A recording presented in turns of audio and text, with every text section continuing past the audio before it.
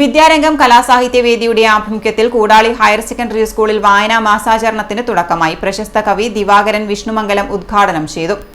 അധ്യാത്മരാമായണത്തിലെ വത്സ സൗമിത്രേ കുമാര നീ കേൾക്കണം, വത്സ സൗമിത്രേ കുമാര നീ കേൾക്കണം, മത്സരാദ്യം വെടിഞ്ഞ് എന്നുടെ വാക്കുകൾ, നിന്നുടെ തത്വം അറിഞ്ഞിരിക്കുന്നിതു മുന്നമേ ഞാനെടോ, നിന്നുള്ളിലെപ്പോഴും എന്നെ കുറിച്ചുള്ള വാത്സല്യപൂരവും നിന്നോളമില്ല മറ്റാർക്കും എന്നുള്ളതും നിർണയം, എങ്കിലും ഒന്നിതു കേൾക്ക നീ എന്ന് പറഞ്ഞിട്ട് അദ്ദേഹം ജീവിതത്തിലെ തത്വം പറയുകയാണ്.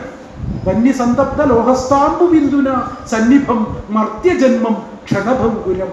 വന്യസന്തപ്തമായ, വന്യാൽ സന്തപ്തമായ ലോഹത്തകിടിൽ വീണ അമ്പുബിന്ദു പോലെ, അമ്പു എന്ന് പറഞ്ഞാൽ ജലം, അമ്പുബിന്ദു പോലെ എന്താണ് ഒരു അത്ര നൈമിഷികമാണ് ജീവിതം, കഴിഞ്ഞു.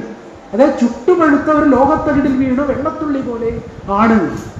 വന്യസന്തപ്ത ലോഹസ്താംബു ബിന്ദുനാ സന്നിഭം മർത്യജന്മം ക്ഷണഭംഗുരം.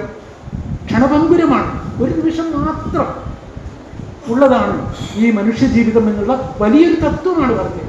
ഹെഡ്മാസ്റ്റർ കെ.വി. മനോജ് അധ്യക്ഷത വഹിച്ചു. വിദ്യാരംഗം കലാസാഹിത്യവേദി കൺവീനർ പി. സജിന സ്വാഗതം പറഞ്ഞു. മലയാളം അധ്യാപിക എ. രമാദേവി, ഉണ്ണികൃഷ്ണൻ ടി എന്നിവർ വായനാദിന സന്ദേശവും പി. അന്നദ പുസ്തക നിരൂപണവും നടത്തി. Principal Reena Bhaskar, PTA president K. Sunil എന്നിവർ സംസാരിച്ചു.